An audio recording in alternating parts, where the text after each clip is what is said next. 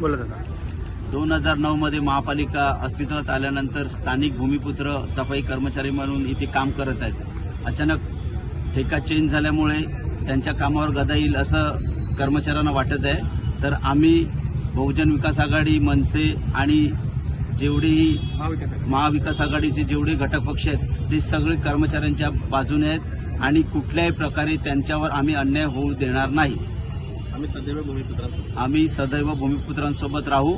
काल होतो, आज आहेत आणि उद्याही असणार आहे. आणि जे यांनी अचानक जे टेंडर बदली केलेला किंवा ठेका चेंज केलेला त्याबद्दल आम्ही महापालिकेमध्ये आवाज उठवू आणि पूर्वपद जे ठेका आहे तो करण्याचा प्रयत्न करू. बोला. नमस्कार.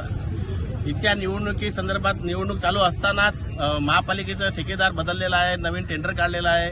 ते कोणत्या पद्धतीने काढलं ते आम्हालाही माहिती नाही. कर्मचाऱ्यांच्या वतीने मी मला बोलतो की या ठिकाणी कर्मचारी कमी करण्यात येतील असं त्यांना कर्मचाऱ्यांना वाटत आहे. त्यांचा पीएफ बंद करण्यात येतील, त्यांची रिटायरमेंटच्या नंतर ग्रॅज्युएटी बंद करण्यात येईल असं संकेत चालू आहेत. परंतु या अनुषंगाने कर्मचाऱ्यांचं एकच म्हणणं आहे की या नवीन टेंडर काढलं तरी आमचेच कर्मचारी कामाला लागले पाहिजेत आणि आम्हाला जी ग्रॅज्युएटी मिळायची आहे किंवा आम्हाला आमचा एखादा माणूस दगावला किंवा आमचा रिटायर झाला त्याला ग्रॅज्युएटी मिळणे ग्राह्य धरलं पाहिजे.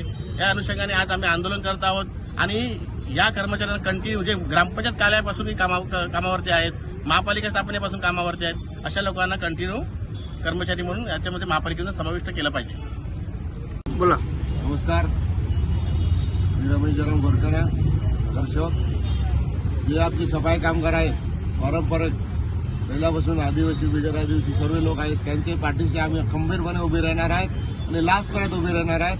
जे करून हे लोकांनी ठेका काढण्यासाठी घाई केलेली आहे, जे निवडणुकीमध्ये भर निवडणुकीमध्ये ठेका काढलेला आहे तो आम्ही कसा काय रद्द होईल, काय होईल तो आम्ही बघणार आहे. आम्ही बहुमताने जे काही प्रयत्न करणार ते करणार.